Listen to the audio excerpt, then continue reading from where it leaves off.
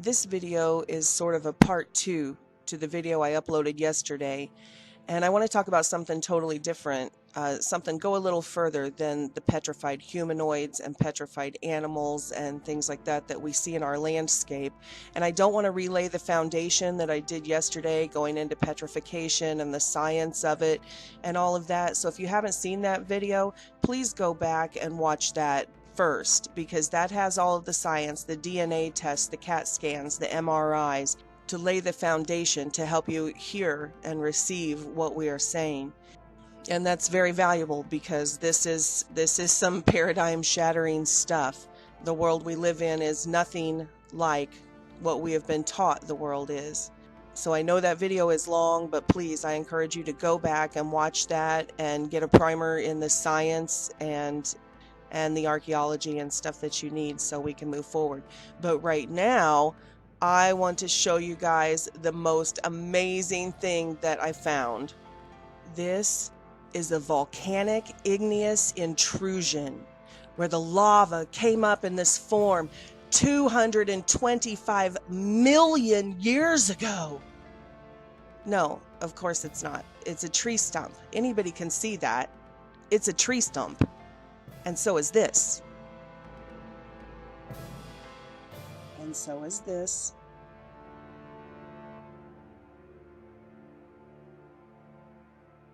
And so is this.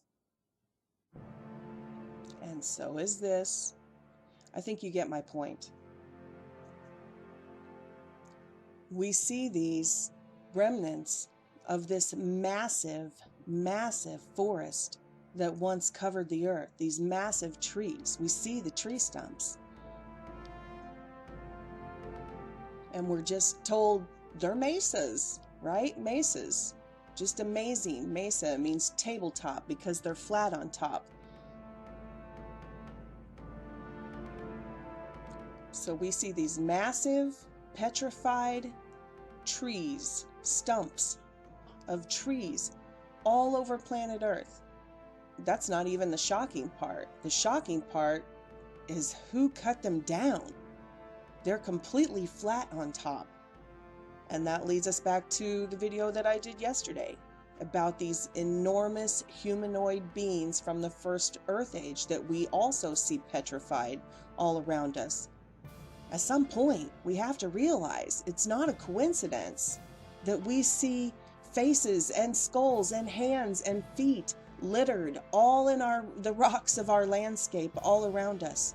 And then we see other life forms, not just the animal kingdom, but the plant kingdom. We see enormous tree stumps also petrified in the landscape all around us. At some point, we have to let go of this false paradigm that the mainstream has fed us. And we have to start real science. We have to admit that we are not the pinnacle of everything. Let your ego go. Check your ego. And let's evaluate what we see with our own eyes.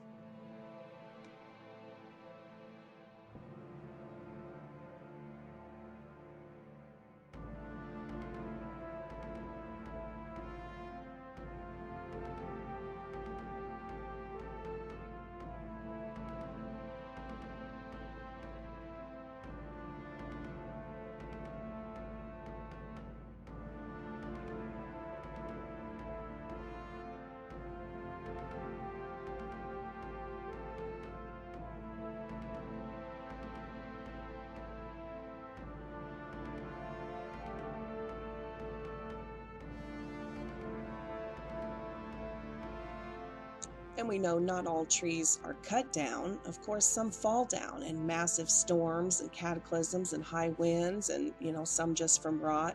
So do we see any evidence of that? Well, let's take a look.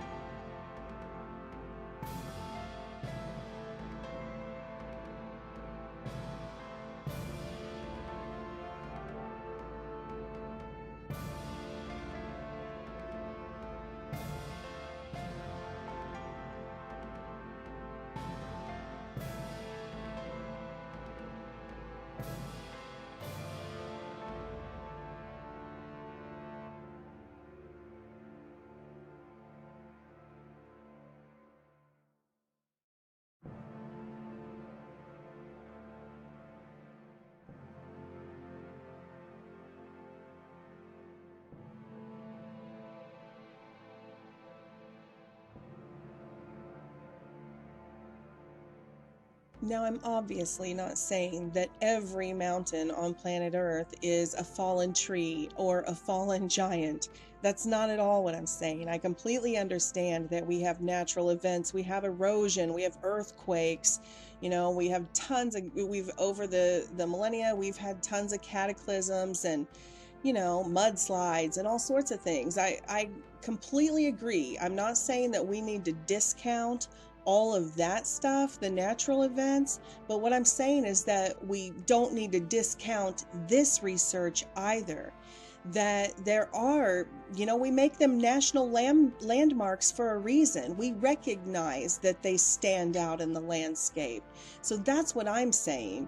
I'm not saying that every single mountain is a fallen tree or a fallen giant, so don't twist my words. I'm just saying that there clearly are petrified remains of the antediluvian world all around us, and we can see them. We see hands and feet and faces and skulls and tree stumps and all of it. We see all of it right in front of our eyes. We have to stop disregarding all of these things and just calling them anomalies and mysteries because they don't fit the false paradigm. And we have to quit trying to force a square peg in a round hole with these bogus theories. Not one scientist in any of our lifetimes has ever seen lava flow in straws, in long fibers, hexagonal fibers. But we do see this structure everywhere in plant life. So maybe if we see something that looks like a giant petrified tree stump and it has this perfect plant-like cellular structure, we could just start there. Okay, so this is the United States National Monument we call Devil's Tower, and you can clearly see all of these hexagonal columns that go up the length of the entire structure. Now, they tell us lava did this. I've never seen lava flow straight up in perfect hexagonal columns, but that's what they say. And we see this same pattern in these buttes and places all across the earth, and you can see it does not look the way lava flows. So it's just mind-boggling that that's the conclusion they came to. But the conclusion that I come to is that it perfectly mimics the structure of plant life. And you can see even the gravel, as the bark and different parts of the petrified tree have eroded off over the years, there's a gravel pit all around the structure.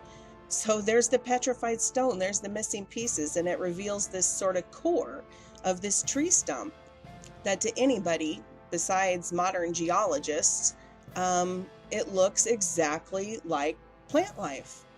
And we see this structure everywhere. It's not just in Wyoming.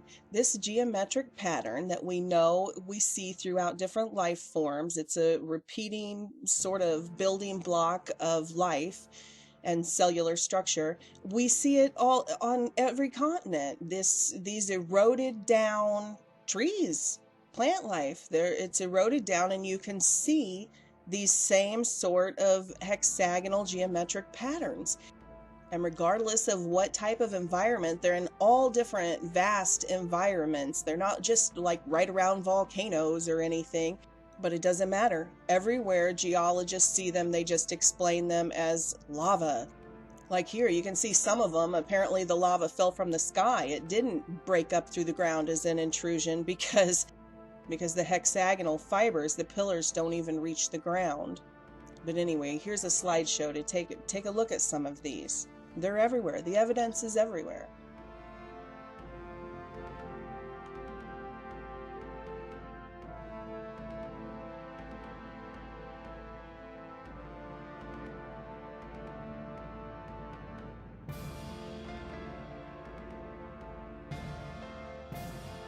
And I get it. It's hard to wrap your mind around these enormous plant life, enormous trees, and even harder to wrap your mind around that there was something big enough to cut them down, or like these petrified humanoid giants that we see in the stone of our landscape. I get it that it's hard to wrap your mind around, but we have to get there. We have to get there to understand where we are, who we are even. So one of the things you can realize once you see how big the trees were, then you can see that what we see in the petrified forest, which was always a bit of an anomaly because they didn't seem to grow out of the ground. They were just kind of scattered there like they were staged, and I'm not saying they were staged. I think it's probably closer to the truth to say that these are branches that fell off of these giant trees, because these are the size of trees we see today. So I would assume that these that we see that fell to the ground and are shattered into pieces and are petrified into all these beautiful gemstones, these are the branches that we see that have fallen to the ground, and they're petrified, so they've been preserved for us to view.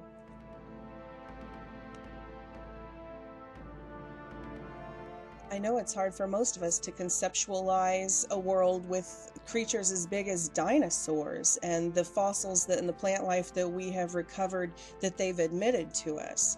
So it's certainly hard for us to wrap our minds around vegetation that could be this huge. But if you have eyes to see, you can look at the Google Earth images and see that many of our hills and mountains and landscape resembles plant life. This looks like branches of a tree. It looks like foliage and branches of a tree. Not to mention the giant humanoids, but it looks very similar to the fossils that they've shown us.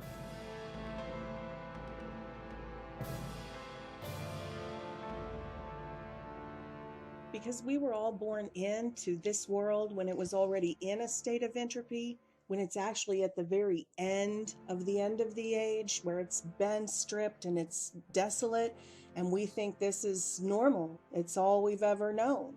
So it's hard for us to wrap our mind around a world like heaven. When it talks about heaven, it's not what we see now. It's not what we're doing now. This is the world going to hell in a handbasket. This is a flatlining area. But the 60 to 70 archaeological finds that we now have bound together and we call the Holy Bible, because our ancestors took the time to recognize that they were the authoritative record of Earth's history, and they took them and translated them and bound them together so we could all have the book. That's what the Bible means, the book. Bible translates the book because it was the authoritative record. And it records a time on Earth that Earth was Eden. And I've long said that Eden isn't a tiny little area in Mesopotamia that people were confined to. Earth is Eden. Earth is Eden. The trees, the tree of life, the trees talked about in the Garden of Eden are these enormous trees that we see the stumps of today. This is the remnant of the age that used to be. And not just the Holy Bible records it, every culture records it. We call it mythology because it seems so far beyond what we can comprehend, because we live in this desolate, strip-mined desert that we think always was. But this is the death. This is the death of a planet. This is the death stage of entropy. And at the center of the garden was the tree of life, which now we have the ancient records. They call it, I think, Mount Meru, because the tree also has been cut down in this dimension, and it's a stump, and they call it a mountain, just like the pictures I just showed you. They call it Mount Meru. It's the remnants of the tree that grew at the center of the earth, in the center of the Garden of Eden. I know that if you even speak of these ancient maps or any of this evidence, you'll get accused of being a flat earther. And I also know that when you're faced with this stuff, this information for the first time, it's Psychology 101. So I understand when people unsubscribe, they're going through the phases: anger, denial, acceptance. I get that. But I want to be clear that this is not a flat earth video. Personally, I do not have enough information to come to any conclusion about the shape of the earth. I've never been up high enough to see it, and I'm certainly not in any of these secret societies, or am I privy to any information passed down through the mystery schools. But what I do have is all of the regular tools and technology that we have in this era to measure. You can get your Nikon camera and you can look out over the horizon and see if you can see further than you should be able to mathematically. And I have the actual video evidence to see the fakery and the CGI and the different things we see. So Although I can't come to a conclusion about the shape of the earth or anything, I do have enough proof to come to the conclusion that we have been lied to. We have been lied to. They have faked images for some reason and broadcast them to us as real.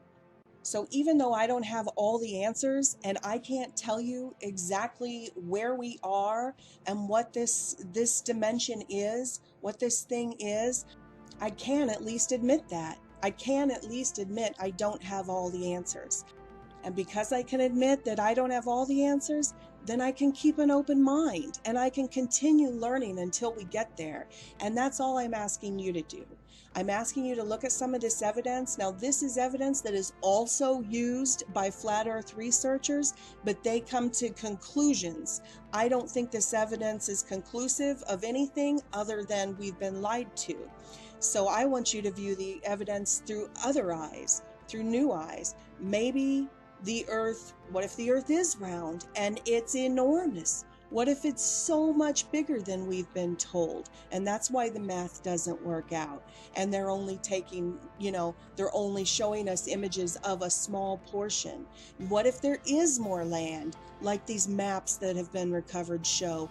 What if the few continents that we are allowed to live in inside this little ring, what if this is a plantation? What if this little piece of land, this little bit of land that they allow us to live on, what if this is their slave plantation? What if they know that there's all of these other continents and paradises? Look at, say, Prophets Among Us or channels like that, or different movements within the Christian movement that say they've been shown these places, these sort of paradise beaches, this different land. And when they ask the angels and stuff in the visions, is this heaven? They just chuckle and they say, no, it was something like that. What if these ancient maps hidden away in monasteries that are just now being recovered, showing all of this extra land, what if that's the explanation for how these giants, how they had room to even move around? Why we don't see the slope of the earth is what they say it is. It's bigger. What if these hold the answer? That there are Nephilim races and they're not coming from outer space. They're coming from the other side of this ice ring. And we're kept here as this slave race, as this prison planet type slave race for them. I mean, they call us human resources to our face. They tell us to our face, they use the actual terminology labor force. They say, oh, you're not children of God. You're not gods. You don't have any power. No, you just evolved. You're monkeys. You're pond scum. Life is meaningless. It's just happenstance. You're here by accident. So just sell your life to us by the hour. We'll give you $10 an hour for your life, or we'll buy it by the year. We'll give you this much a year.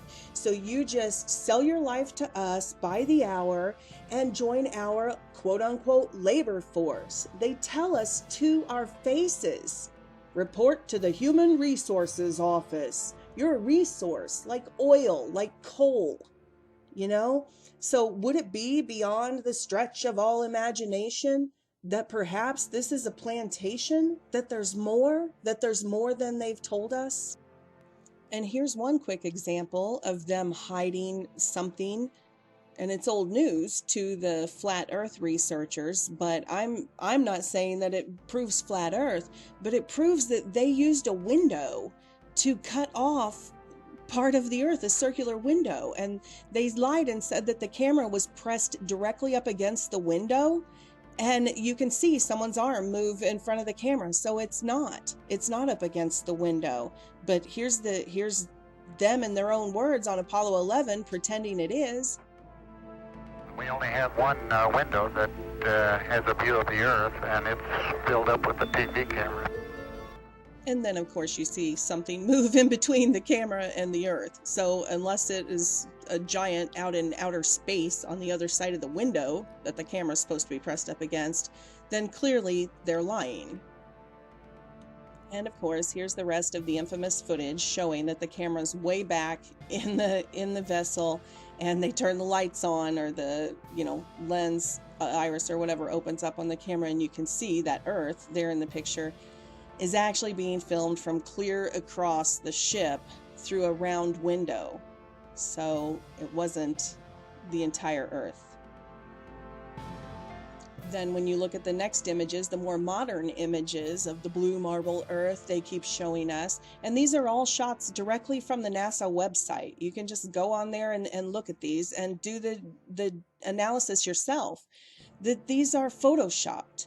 They're photoshopped. The clouds are, clouds don't naturally take these forms where it's the same exact form over and over and over. No, they got lazy with their propaganda. And so when they do the cloning tool, they just think nobody would notice, at a distance when you're looking at the big picture. And nobody's really talked about this until the last few years. But it's right there. It's right there for everybody to see that they're using a clone tool. This is not a picture of the Earth, because everybody says, oh, well, we've seen pictures of the Earth. You're all crazy. Yeah. Yes, we've seen pictures of the Earth, photoshopped pictures of the Earth. Why would they do that if there's nothing to hide? Why would they use a circle window to cut out a swath that would make the Earth look round? If it's just really round, just put the camera up and take a picture out the window. Why would they Photoshop and clone clouds and create images? Why here, this is supposed to be taken from satellite, the first image of the dark side of the moon, going around the Earth. But why are the clouds on the Earth never moving? I can go outside and do a time lapse of the sky and the clouds are constantly moving. And it takes around 27 days for the moon to orbit the Earth. So are you seriously saying for 13 to 27 days the clouds never moved? It's like they just treat us like we're stupid. And then here's two pictures of the Earth, both from the NASA website, one dated 2007 and one in 2012. And look at the size of the Earth. They're so sloppy with their propaganda. It's unbelievable. So I know they have their rebuttals and why this happens, and they say it's because satellites take the pictures and they don't have any full images of the Earth and they piece them together from the data. So which is it? Do we have pictures of the Earth? Have we seen the Earth, or have we not? And of course, I could go on and on parroting research that most of you have already seen, but this is not a flat Earth video. This is a video about the antediluvian age and about being able to see with our own eyes the remnant of it all around us, and yet at the same time being lied to and told by the establishment that we're not seeing what we're seeing with our own eyes. And that every single record left by all of our ancient ancestors on every continent and every culture is mythology. And I know there are still tons of people who are brainwashed and can't break free of the mind control and what they've learned in the re-education camps. But I am not ashamed of the Holy Bible, and I am not ashamed of the gospel of Jesus Christ. It's the truth. The word apocalypse doesn't mean war. It means the curtain being pulled back, to pull back the curtain or pull back the veil. It's the revealing. It means the exact same thing as the revelation. It's the revealing, the removing of the veil, the exposing of the truth, all of the hidden things coming to light. That's what's happening right now. The time is now.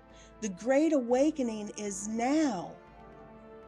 So I understand if you're still in those early phases of the awakening and you're still in the denial and the anger and everything that comes before acceptance. But I just want you to know that I'm extending a hand right now. I'm extending the truth to you right now. Please receive the truth. Receive your red pill. Receive the truth.